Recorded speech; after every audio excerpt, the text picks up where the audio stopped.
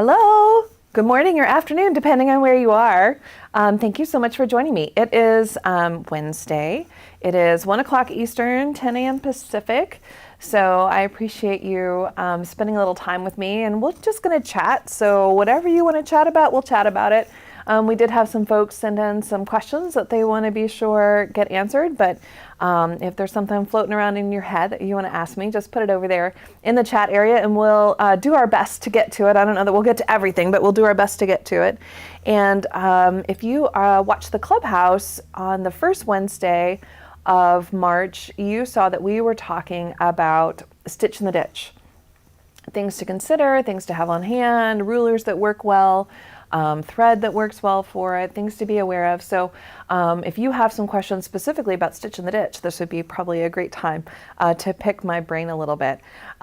We have a lot of things going on here at the shop. We've got a lot of new products that we're onboarding, a lot of new fabric. We just had a meeting this morning from one of our fabric reps that showed us all of the new lines coming out for the fall, and it's super exciting to see all of those.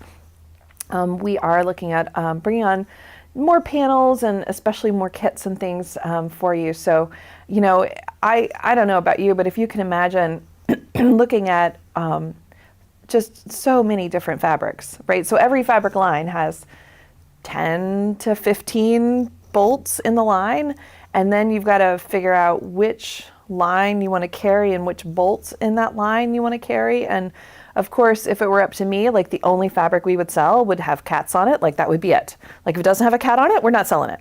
But of course, we have to pick a wide variety of fabrics, and it's interesting to me to try to discern, you know, what I think people are looking for, where the trends are, and it's kind of a new place that I'm stepping out in my creative journey in the quilting industry.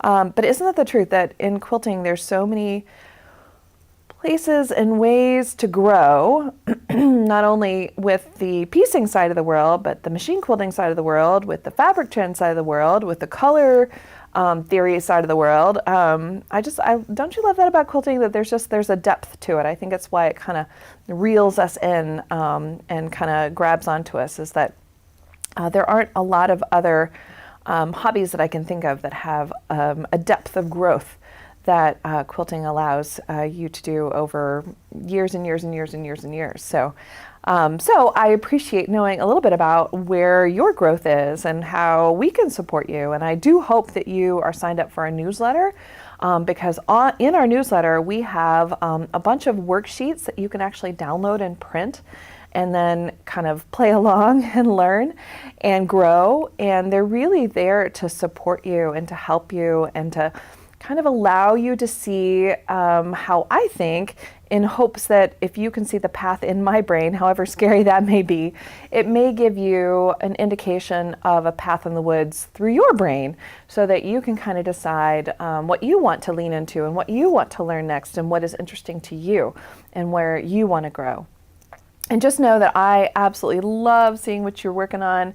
I love cheering you on in our Facebook group, the Quilted Joy Clubhouse. We have folks post some photos of quilts that they have finished recently. And recently, I should have remembered who posted it, but they posted a photo of the spiked cathedral grid pattern that we did. I wish I knew which month that was. So in 2021, each month we did a different grid design in our clubhouse, in our monthly clubhouse.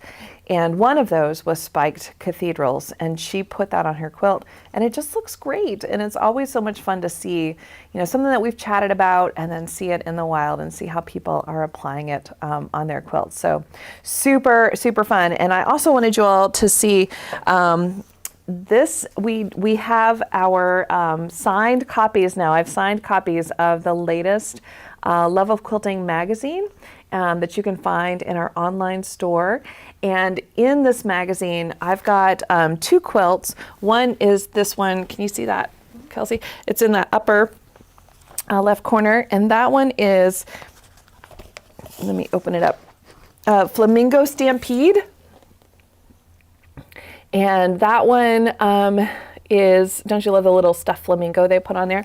That one will be in the next season of Love of Quilting, which I'm actually leaving in April to go to Denver to record the next season of Love of Quilting. But what I found interesting is that, so they put the wide shot of it in the magazine, but they also put other colorways of it too.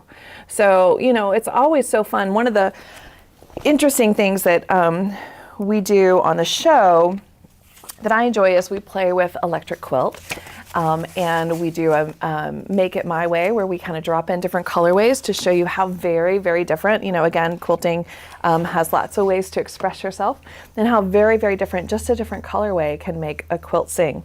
The other quilt that I have in here is Louisville Spirit, and I know it seems silly, but do you see up here at the top where it says easy? Can you see that okay, Kelsey?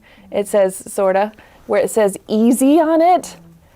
You guys, that's the first time they've ever ranked one of my patterns as easy. It was like this yay, you know, sort of thing. Most of the time they put it as challenging, and I want to go, no, it's not challenging. It's just different. That doesn't make it challenging. But they ranked this one as easy. So that was a little kudos for me. And it is a just a string pieced quilt, and I did it for my triplets graduated from college this year. So I've got one that graduated from the University of Louisville, so those are red and black, and then the cardinal is the mascot, so of course the cardinal has a little golden beak on him. And then, so I wanted to make a quilt for each of them. So I had one at University of Louisville, two at University of Kentucky. Those were blue and white. So for my University of Louisville guy, that's what the quilt looked like. So just a string quilt and all reds and blacks with a little pop of that golden cardinal beak in there.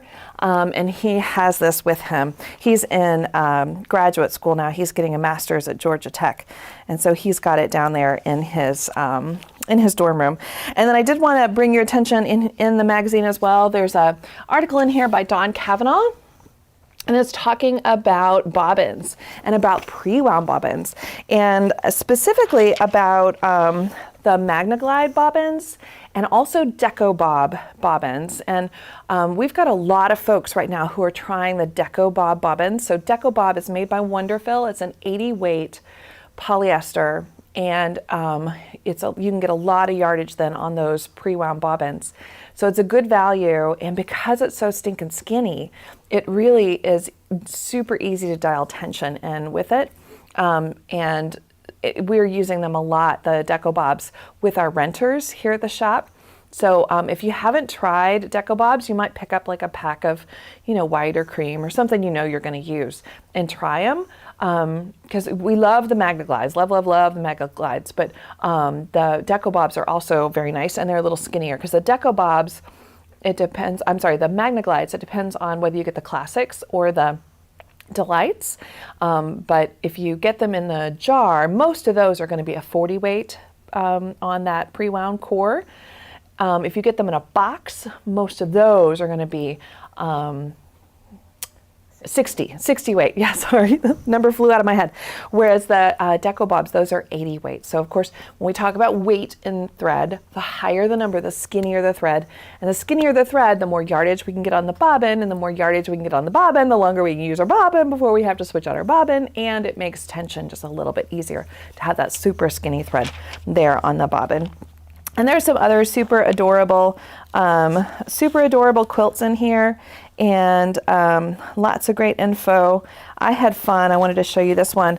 Is Sarah's barn dance quilt, and so it has little barns, and each of the barns has a different quilt block featured on it. Let me get to the wide shot so you can see Sarah's quilt. So there's her barn. There's her barn quilt. Isn't that adorable? Little barn, little quilt block on each of the barns. So anyway, that is the March-April edition of Love of Quilting, and we do have autographed copies there on the Quilted Joy website if you're interested in getting an autographed copy from me. Okay, so we've got some questions that were sent in And Michelle, she on Facebook, she said that she wanted to learn and know a little bit more about micro quilter. So micro quilter, we talked about that thread during our Clubhouse, and we talked about it because it's one of my favorite threads for Stitch in the Ditch. So micro quilter is 100 weight, right? Super skinny. And this particular color is a color I really, really like.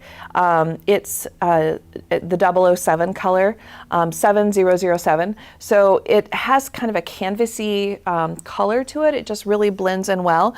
And Michelle was asking, why do you like it? Is it supposed to blend with the fabrics? And is there anything else that you'd like to share? It is absolutely supposed to blend with the fabrics. And so that is so that if you wobble out of the ditch, your eye doesn't get pulled to that wobble. So if I were to use a super fat thread in Stitch in the Ditch and wobble out of the ditch, you would definitely see it. Whereas if I can use a skinny thread, if I wobble, it just kind of sinks into the stitches. And really, our purpose for Stitch in the Ditch is not to add flavor or interest to the quilt. The purpose of Stitch in the Ditch is to give the quilt bones and structure. And then the design that you put in the block is more like, you know, the earrings, the jewelry that you put on your quilt. So if you look at a quilt that has been ditched versus one that has not been ditched, I mean, they have a completely different feel to them. They have a different voice to them. The one that doesn't have the structure and the bones to it, to me, it just doesn't read the same. But I will say that, you know, to ditch your quilt, it takes time, it takes effort, and sometimes, you know, it's more than I want to put into it. And so I might pick designs that go close to a ditch, but they aren't ditched, but they're close enough that they can give you kind of a faux ditch look. But the next time you go to a quilt show, walk down the aisle and take a look and see if you can find ones that were stitched in the ditch and ones that were not. And then really critically look at the differences between them and see which one appeals to you. And by the way, I am going to be at the Paducah Quilt Show this year in April. I will be in the APQS booth. So if you're going to Paducah, stop by the booth and say hello because I want to see you.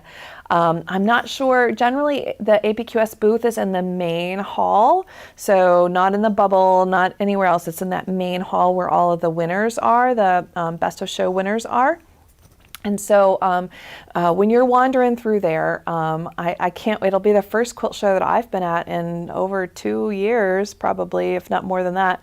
So I'm really looking forward to seeing everybody. And, you know, there's this thrill about going to the quilt show because you get to see all of your friends, your quilting friends from all over the country, you know, as you go to different shows. But there's this whole other layer to the quilt show because the vendors all get to know each other really well because we see each other in each city. And so it's like, you know, a total family reunion on the vendor level too, to go see all of my vendor friends that I haven't seen in 2+ years as well.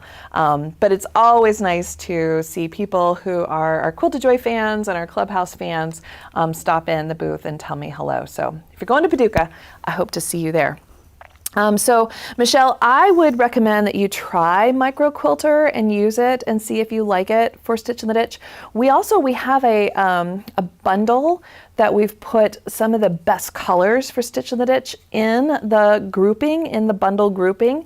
And so it has this 007 color in it, and it has some other colors that are super useful for Stitch in the Ditch that I think you'll pull from over and over and over and over again. But if you want to start out small, just grab a cone, pop it in your cart, and play with it.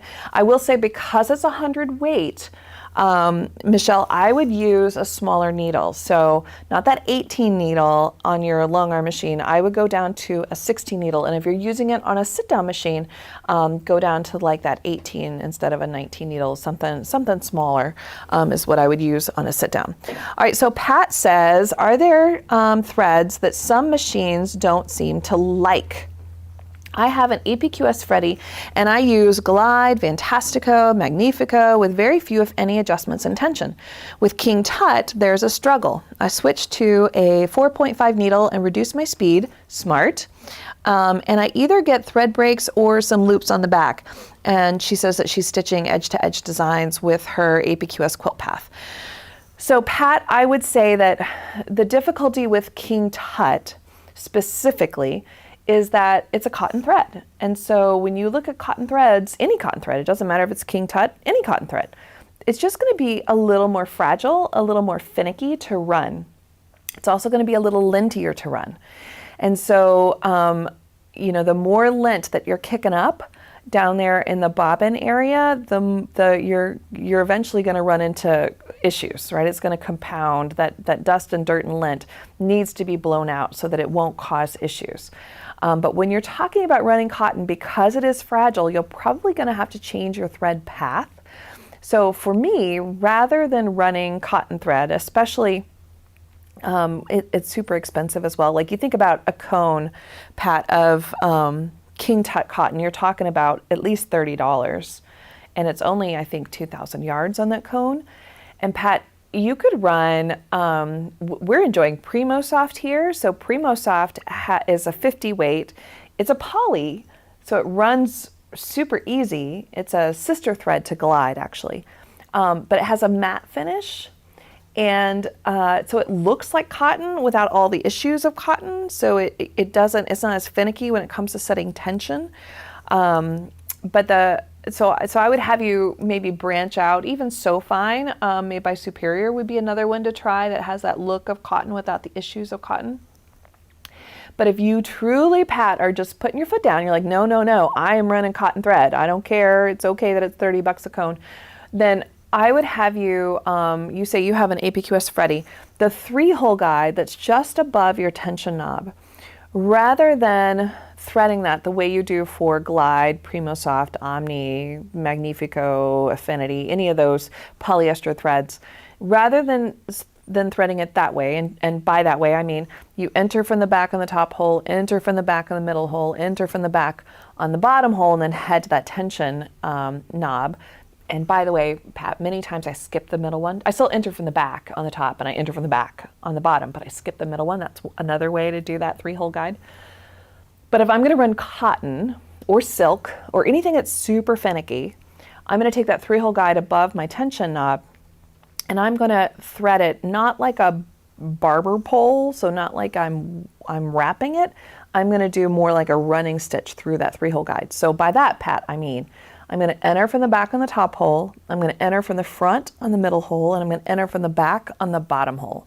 So that's what I mean by a running stitch rather than having it wrap. So try that.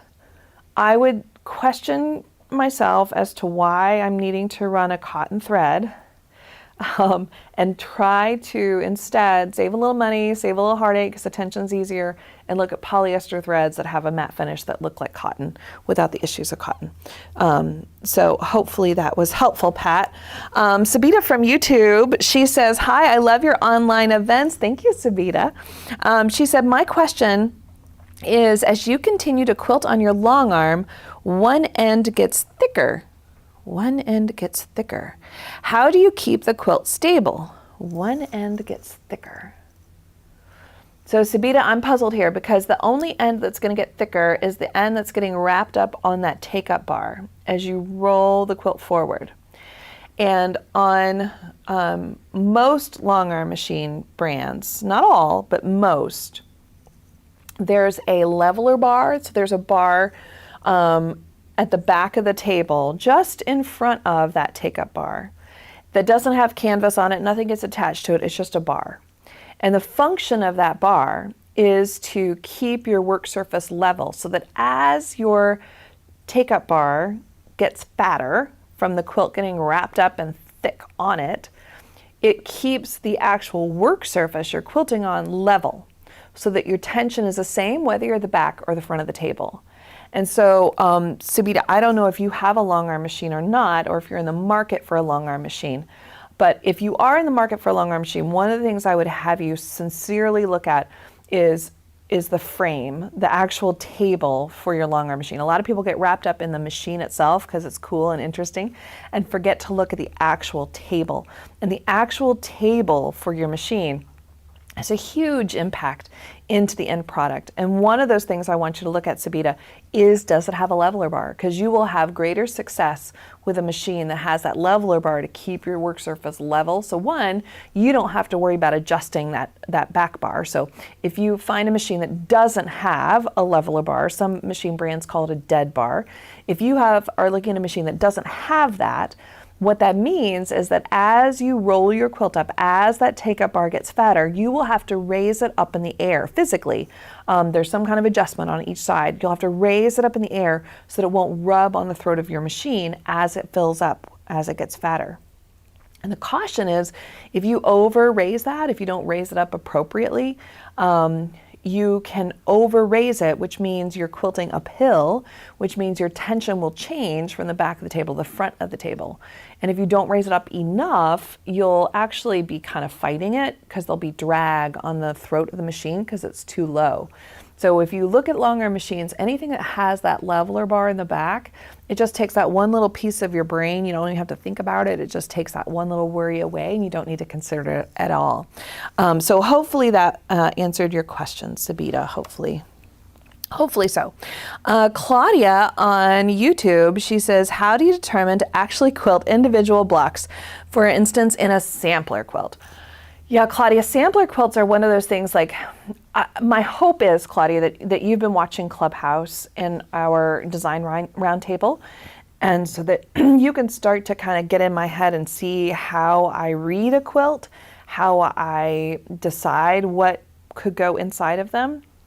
And if you got your smarty pants on for the day, you'll notice that I never pick a sampler quilt, only because it would take way longer than we have in Clubhouse to go through a sampler quilt. Because of course, a sampler quilt, every block is different, right? So it's more challenging than a standard quilt because everything is different.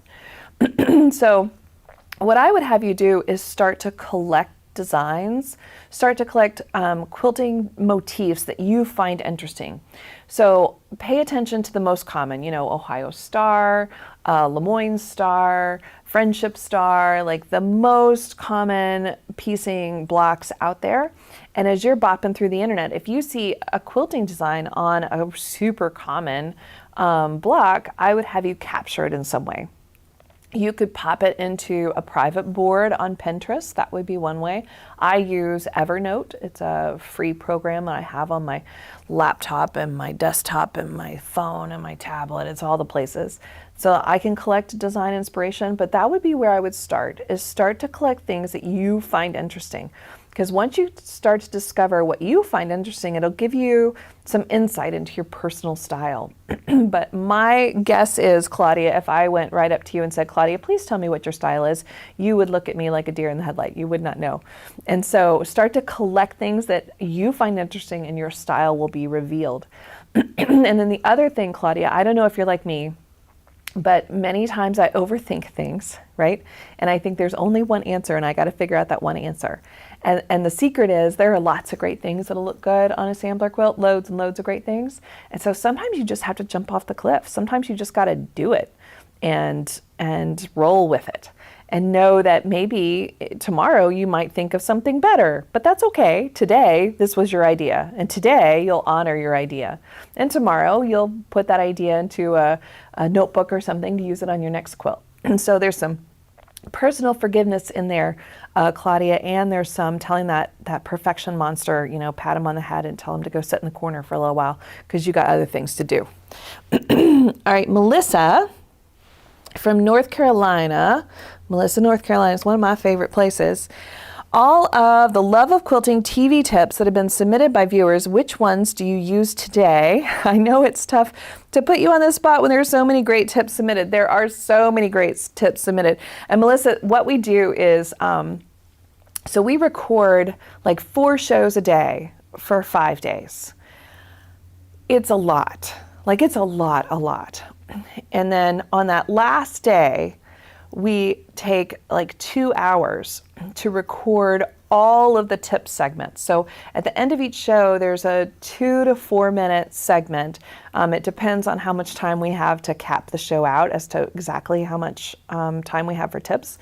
And so what they have is the producer of Love of Quilting. She has all of these big bakery trays like you would cook giant cookie sheets with. And there's all of these tips that have been sent in. And of course, it's always nice when somebody sends in a little prop or demonstration or a photo or a sketch of it or something, because it just allows us to kind of communicate and understand the tip a little bit more easily. So she has trays, like I'm talking, there's easily 12 trays of tips, easily, over like 3 tables. And so we go through and we kind of select a group of tips that we find interesting, Sarah and I, and then we go through and record those 2 to 4 minute segments for every episode in the series. Marianne and Liz, Marianne Fonz and Liz Porter once told me that in the way back times, they actually would go through and change their clothes for each of the tip table segments to match the clothes that they were wearing in the main part of the show, so that they didn't suddenly have on new clothes, different clothes at the tips table, and it wasn't like they were wearing the same clothes for every show. And I'm just so glad that we don't do that anymore, because it's already a slog to get through, that many tips table segments. But then to on top of it have to go and remember what the heck I was wearing and what jewelry I had on and all that jazz. I'm so happy we have one outfit. But your question was, what was my favorite tip? And there's so many great tips. But I tell you what, Melissa, the tip that kind of flipped me upside down, and I had to, we had to stop taping because I couldn't stop giggling about it. We get lots of tips about how to tame your binding. So you got all this binding and you're trying to, sit at your domestic machine and put the binding on. And so people have, different ways to wrap binding around different things to help feed the binding so that it doesn't go everywhere as you're trying to bind your quilt. And so this tip was sent in with a photo, and I didn't read the tip first. I just looked at the photo. And the photo was just a toilet paper holder, just like in your bathroom, just a toilet paper holder with the roll, the whole thing. And I was like, what are we talking about? How does this apply?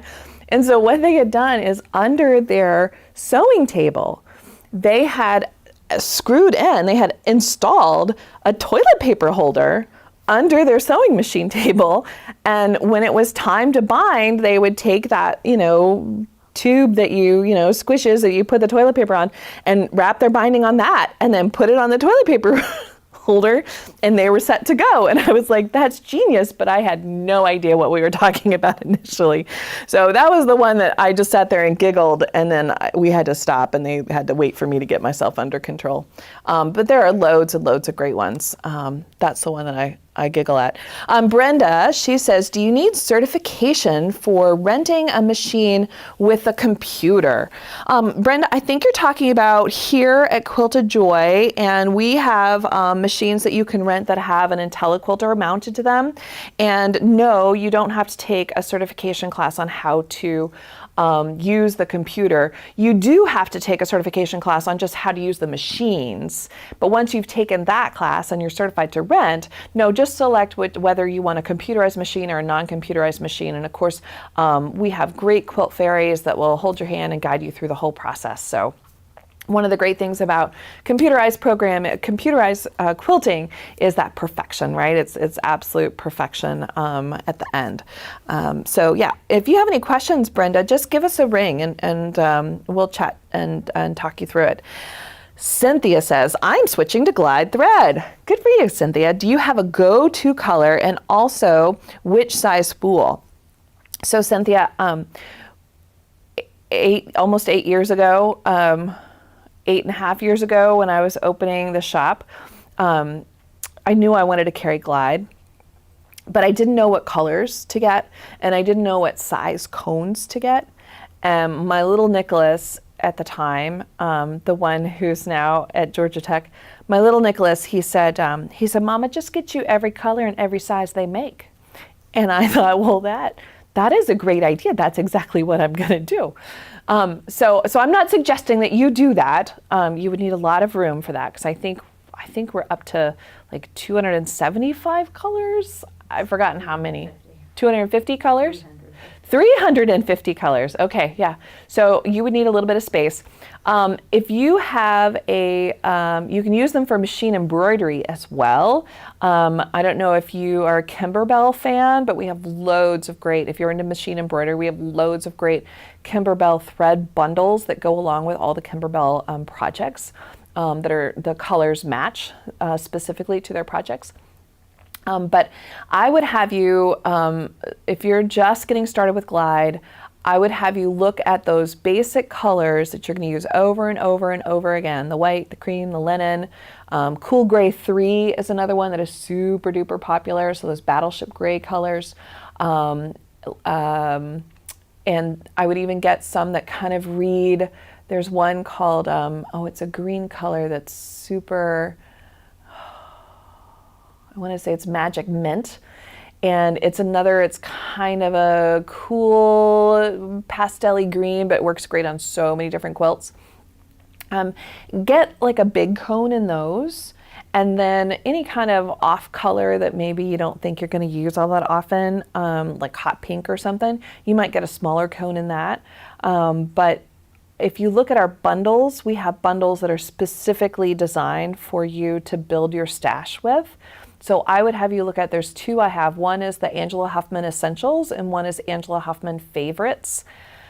Those two are made up of the colors that I use over and over and over and over and over again with quilts.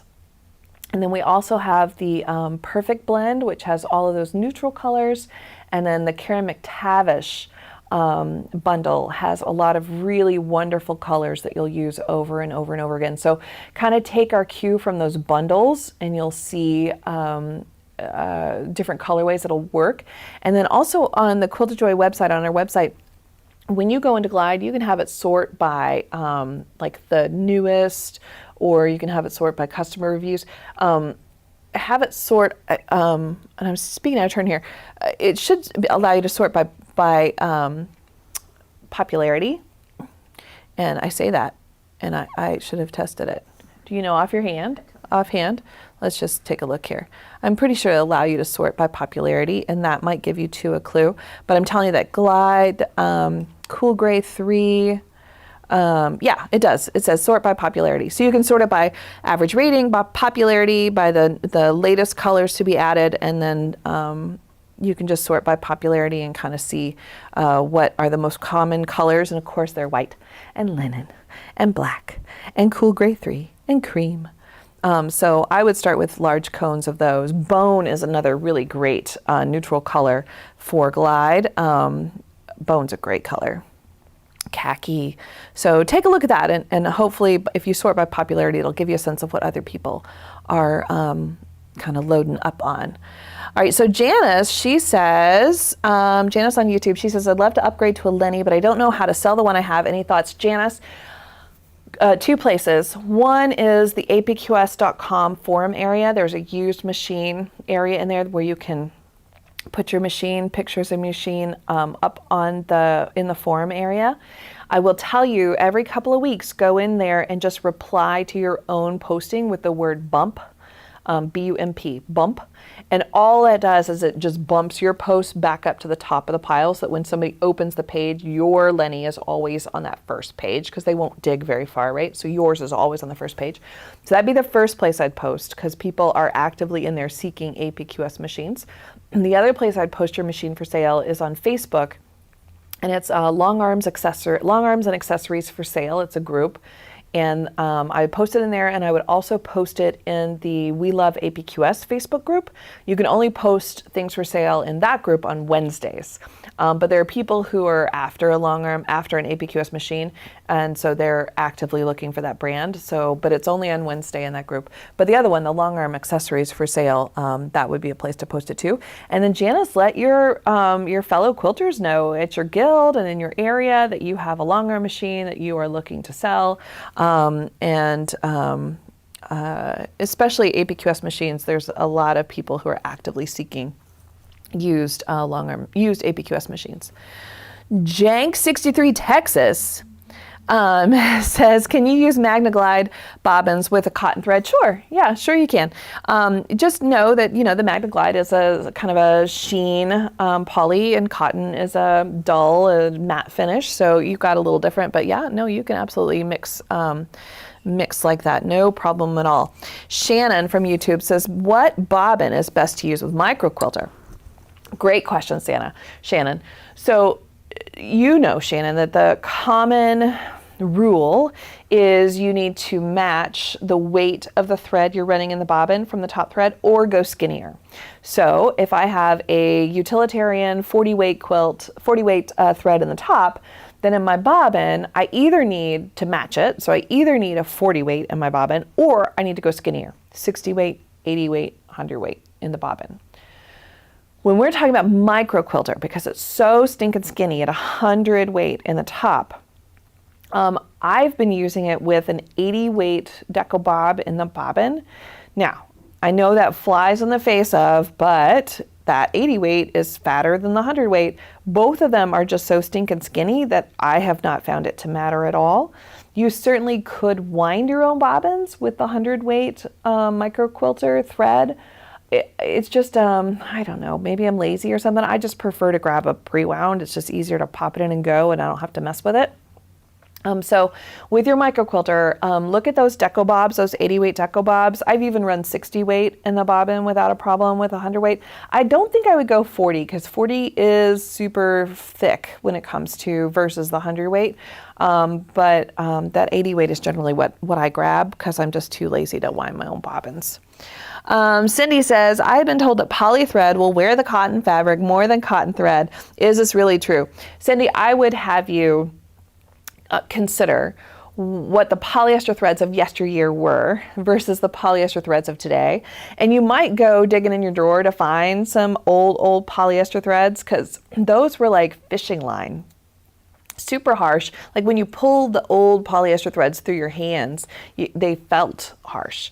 The polyester threads of today's world are not like that at all. I would also have you go and look at antique quilts, and where is the wear and tear in the antique quilts, and you're going to find the wear and tear is like in the white muslin background fabric that wasn't woven very tightly, or on the binding area.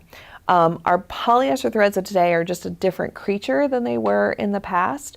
And I would not have you piece with polyester. I would only have you quilt with the polyester threads. And so, when we piece, we're going to hit it with a hot iron, which is why I would have you use a cotton thread. But when we quilt, I'm not ironing my quilt, so it's not as big of a deal. But I would just have you think about, yesterday or today, how those polyester threads have changed over the years. I am not a cotton purist at all. I only use cotton really when I'm piecing. That's the only time. So no, Cindy, I would have you just feel them for yourself and see how polyester has really come a long way. Debbie from YouTube says, can you use King Tut with a poly bobbin with no problems? Yep, sure, absolutely you can. No problems at all. It's just the sheen, right? Because that King Tut has got a matte finish, and the poly typically has a sheen to it. Amy from YouTube, what are some things we can do with all of our cotton thread if we already own some? I'm all about glide now, and I will look into the sister thread that you mentioned that's more of a matte finish. Yeah, so Amy, that matte finish, that sister thread to glide, that's Primo Soft. Now I will say it does kick up a little bit more lent than, so its direct competitor is So Fine. It does kick up a little bit more lent than So Fine, but the price is right. It runs great in the machine. Love it. And some of the colors glow under black light that you wouldn't suspect would glow under black light. So it's also useful in that way. As far as what to do with all of that cotton thread that you already own, I use that in my domestic machine. I use that to piece with, and there may be some times where you have a cotton purist in your midst that you're working with or working, quilting for, and you may need to break that cotton thread out and use it on those projects. Of course, you can always like put it into a big bundle and sell it in that Longarms and Accessories for Sale group on Facebook. If you want to ditch all of your cotton thread, you could put it in a big bundle and and sell it off. Lori from YouTube, she says that she had a tip on Love of Quilting. Oh, good, Lori. She said it was on season 1 of this series of shows. Oh, show 1, yeah. Do they get posted in the magazine? Yeah, they do. Or do we need to send them to a different address? No, Lori. So yours would be in the magazine now. I can't tell you, which edition it'll be in, but if it's on air, it'll be in the magazine. And if it's on air, you should get a subscription, a 1-year subscription to the magazine as well. And of course, you'll be able to see those tips in there. But just to show you where it is, because those are in and they're so popular, but those are in every single, that's the shop hop there. So it's like on one of the first few pages is the tips list in the magazine of everything that was in there. So, and I remember these because we had them there. They're on the magazine, on the show. So congratulations for sending Glenn in. It's always fun to see what people send in. And I wanted to show you too in that in the Stitch in the Ditch show that we did, the Clubhouse show, we talked about different rulers to use for Stitch in the Ditch. And one of the main things that we were talking about is the differences between rulers that have molars. So they have these little teeth. Can you see that okay, Kelsey? Yeah. They have these little teeth versus a straight piece of acrylic. And I brought up a foot off of my machine. So that's the hopping foot off the machine. Just to show you that these rulers that have the molars on them, and so this is Lavender Lines. We have this in the shop. This is by White Arbor Quilting by Beth Ann Nimish. Because of those molars, when your hopping foot lands in this area, it will position your needle right in the ditch. So that molar kind of gives a cutout, a place for the edge of your hopping foot to rest against, to position your needle right in the seam. So the ones with molars, the rulers that have molars are really wonderful, especially for new Stitch in the Ditch folks. This one is Garden Lines. Again, this one is from White Arbor Quilting, and you can find this on our website as well. Both of those, the Lavender Lines and the Garden Lines, have those molars on them. And then this one is the Quilter's Groove.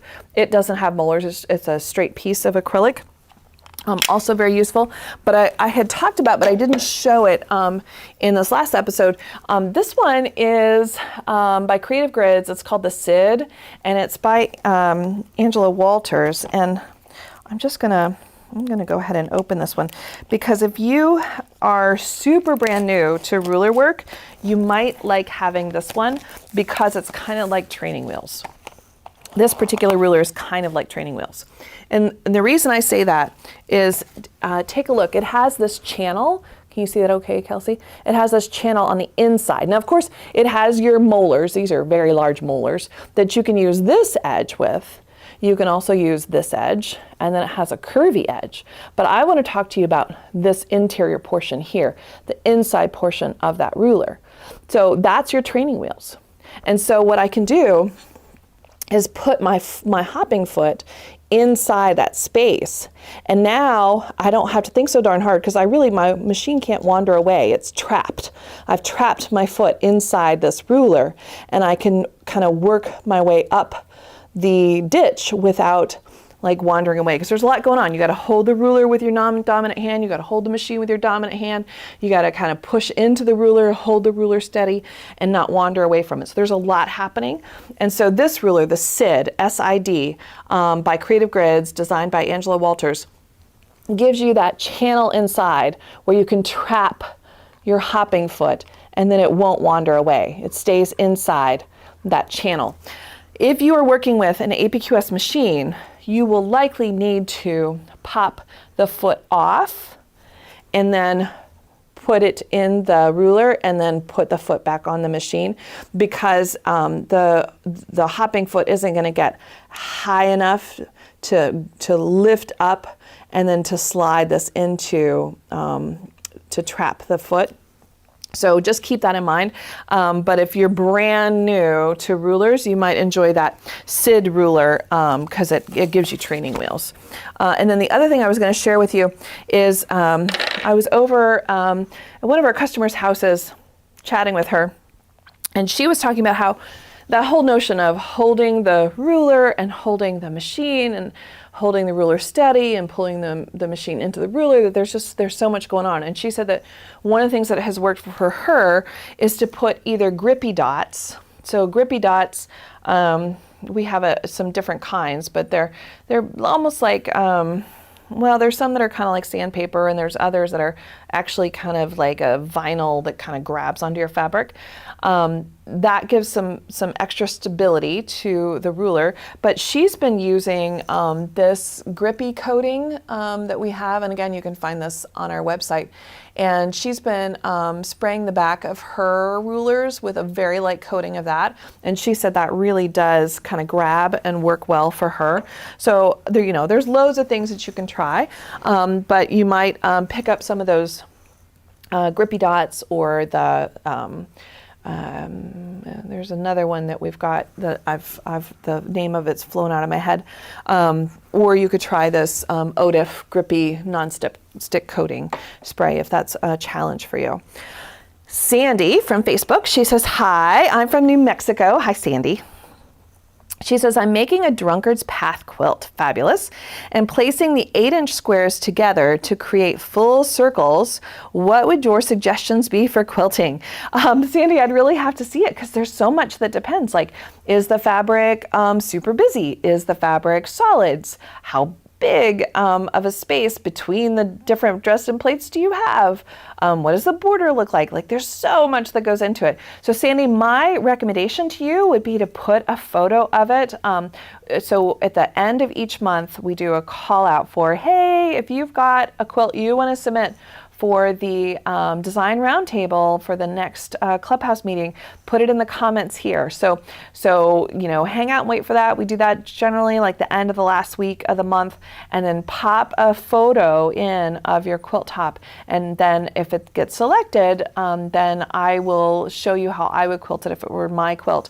And also inside the Clubhouse, people post photos all the time. They're like, I don't have any ideas. How would you quilt this? And other Clubhouse members, we've got thousands of people in the Clubhouse, will give you suggestions as well. So you don't necessarily need to pick my brain, Sandy. There's lots of people out there who would be happy to help you. So pop over to our Facebook page, our Clubhouse, Quilted Joy Clubhouse page there on Facebook, and you'll get lots of great suggestions. I'm looking forward to seeing it too, Sandy. I love Drunkard's Path. Melissa in North Carolina, she says, how do you store your big cones at home?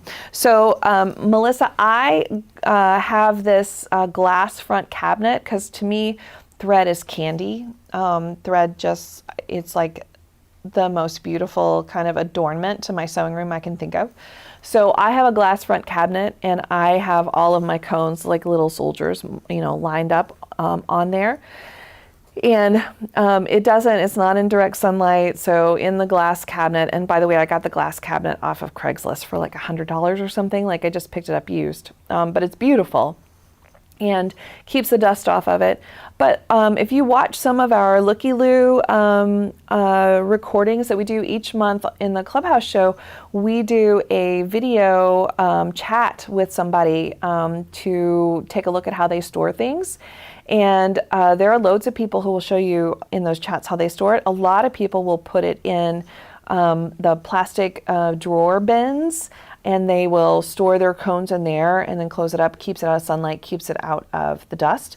And while I'm thinking about it, we are looking for more people who would be willing to video chat with me and give me a tour of your studio and show me how you have things organized in your sewing room. And so I don't know that we have I'm trying to think where that link would be. So I'm going to look it up here, and then we'll get it over there into the chat. So I'm going to send a link.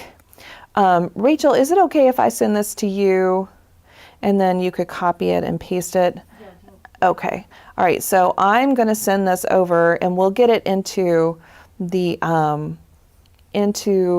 description area, because I really would love it if you would allow me to chat with you, video chat with you, and give me a tour. That would be fabulous, because I'm, inherently nosy, so I want to see what's going on in your room anyway, and I want to talk to you and get to meet you. So we've got a little sign up form that you can sign up, and then we'll find a time that works for you. And if you've got an iPhone or an iPad or an Android phone, we can figure it out and get a way to video chat with you and get a tour of your space. And I just love our Looky Loo tours that we've done now 2+ years of 3 years? 3 years of Looky Loo tours, where we get to see how people have themselves kind of all organized. And there's so many great tips. Like, you guys are talking about tips on the Love of Quilting show, but when you watch those Looky Loo tours, there are so many great tips of how other people have their sewing spaces organized, that there's a lot of great things to pull in from there. Did you get that, Rachel? I did not. You did not. Yeah. You got it? I'll post it right now. Oh, good. Oh, good. All right. So she's going to post that in the description area, and pay attention, because we'll also have some calls for people to with a link to it on our social media pages over the next few weeks as well, just in case. So. All right, and then Shadha, I hope I'm saying your name right. I apologize if I did not.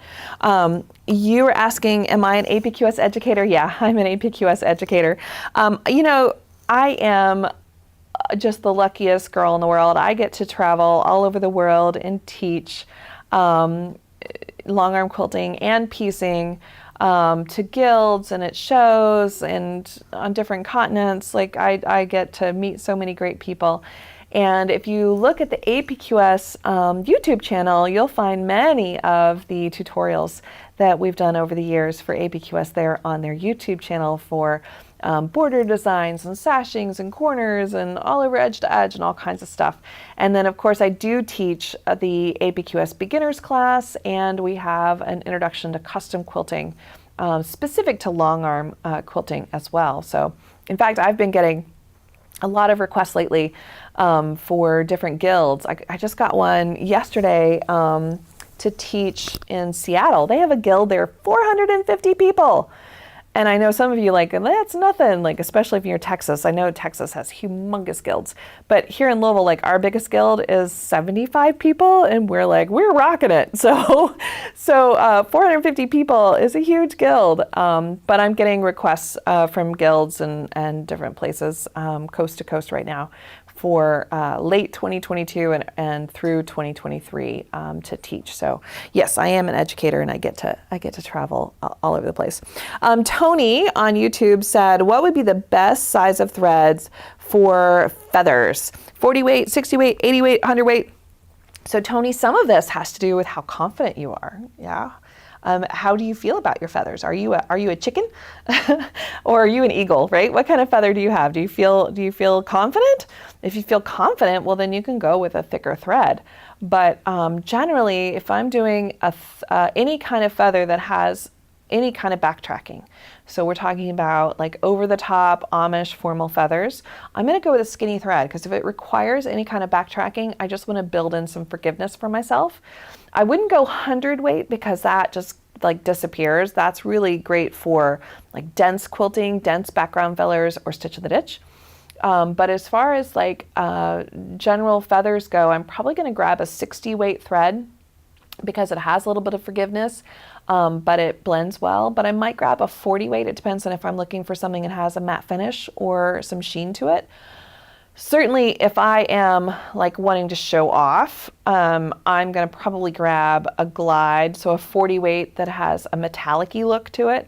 So like the Cleopatra is a really great glide color. We actually have a metallics pack where we have like the colors that we think look like a great shiny gold, a great kind of matted gold, silver, pewter, copper. They're all in that metallics pack. So if I was going to show off and I felt like an eagle, like my feathers were going to rock it, I would probably grab some kind of metallic-y looking gold or metallic-y looking silver or copper, and use that 40-weight glide to do my feathers on. But I'd also be cautious about the kind of plume that I pick, because I'd want to pick one that didn't have a lot of backtracking. So, I mean, goodness, you talk about, feathers. If you go back to our 2020 episodes, that was the year of the feather, and we did different plumes each and every month in Clubhouse. And you'll find that there are some feathers that are more forgiving than others, and the forgiving ones, the ones that don't have backtracking. So if I'm going to do backtracking, I'm going to go skinny. Debbie says, I need to know what to use as a piecing thread so I can get the 1/4-inch seams as well. And yeah, so Debbie, we actually have a blog post coming out here soon that talks about the different threads that I use to piece with. And I like, right now, the sister thread to glide that is a cotton thread is Cairo Quilt. And that's what I've been using to piece with. And it's more about, so it's a good price. It's a lower length. Of course, it's cotton, so it's going to have more length than poly. But when you look at what thread should I piece with to get accurate seams, it's more about where should my seam allowance be? Where should I put my seam guide to give myself a gate or a fence to piece with, more so than which particular thread should I choose to piece with. So if you're having piecing inaccuracy issues, I would have you can Google and look at like how to set your seam allowance and really test your seam allowance, because I think that's where you're fighting yourself. And the other thing is, starch the heck out of that fabric before you go to cut it, the yardage. Starch the heck out, like to where it can walk across the floor and introduce itself to you, like that stiff. So starch the heck out of your fabric yardage before you go cutting your strips or your units out of it. Don't starch it when you're pressing it as you piece the block, but beforehand, really starch it well. That will help. And then also make your units slightly bigger so that you can trim them down, and that will take your piecing accuracy off the charts. All right, so Brenda says, any cruises planned? Brenda, I leave on Monday. I'm taking my boys and my husband on a quick cruise over to that Coco Cay island that they control in the Bahamas, the Royal Caribbean controls. And so we are going to just have a little cruise and get away. And I tell you what, Brenda, the very best thing about cruises is the fact that my phone doesn't work. The internet doesn't work. Like, they're sending me like, sign up now and get internet for only whatever dollars a day. I'm like, no. We are not doing that. Like, the appeal for me is that my boys, their phone doesn't work. They can't text people. They can't Snapchat people. They can't, and mine doesn't work either. So I'm super looking forward to it, Brenda. And then when we get back, my daughter is going to fly in and join us. So I'll have my triplets together, which doesn't happen so often anymore. And we're going to go to Universal, and we're going to go to Disney World. And the last time I took my kids to Disney World, I think they were 5. So they're 22 now. So we're all about the roller coasters, and we're going to have a super amazing time. And I'm just looking forward to kind of having my little birds under the wing for a week and just enjoying their company. So, all right, you guys, it was really great to talk to you today, and hopefully we got to most of the questions. I'm sure we didn't get to all of them, but I will see you on the first Wednesday of the month, and know that we won't have an Ask Me Anything in April because I'll be in Denver recording Love of Quilting. So we won't have this in the middle of April, but we will have the Clubhouse meeting on that first Wednesday of the month in April, 1 o'clock Eastern, 10 a.m. Pacific. All right, I'll see you guys in the Clubhouse. Thanks so much for joining me. See ya.